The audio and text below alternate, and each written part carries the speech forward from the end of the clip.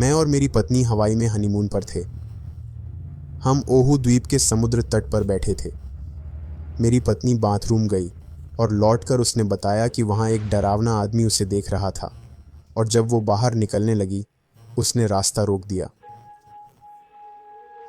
वो बच गई क्योंकि 2 और लोग बाथरूम आ गए तो वो हट गया। मैंने पूछा वो कैसा दिखता था।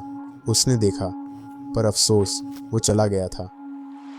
होटल समुद्र तट के पास था। हम जल्द लौटे, पर हमने उस आदमी की शिकायत एक पुलिस वाले से की जो वहां था। फिर हमने खाने जाने से पहले नहाया। हमने एक अच्छे सीफूड रेस्तरां में खाया और फिर कुछ घूमे। आधी रात के करीब हम कमरे में लौटे और आराम करने लगे। तभी दरवाजे पर दस्तक हुई। मैंने झांक कर देखा, एक आदमी मेड की वर्दी में बाहर खड़ा था। मैंने दरवाज़ा खोला और वो तुरंत अंदर घुसने की कोशिश करने लगा। मैंने उसे पीछे धकेलते हुए पूछा कि वो क्या चाहता है।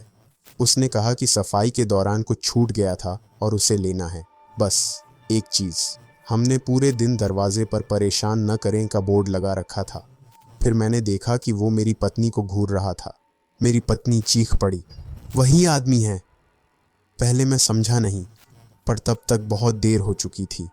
वो मुझ पर झपटा, एक हाथ से गला दबाया और दूसरे से पीछे कुछ निकाला। उसने चाकू निकाला और वार करने लगा। अगर पत्नी ने लैंप से नहीं मारा होता तो मैं मर जाता। शोर सुनकर आसपास के कमरों के लोग बाहर आ गए। एक औरत चीखने चिल्लाने लगी, जिससे हालात और बिगड़ गए। हमने और होटल ने पुलिस को बुलाया। ये एक बड़ा भयानक दृश्य बन गया, पर हम जिंदा थे, यही काफी था। पुलिस ने हमसे पूछताछ की।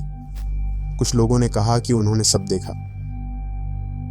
हमें नहीं पता उसका क्या इरादा था, पर शायद वो मेरी पत्नी को चाहता था।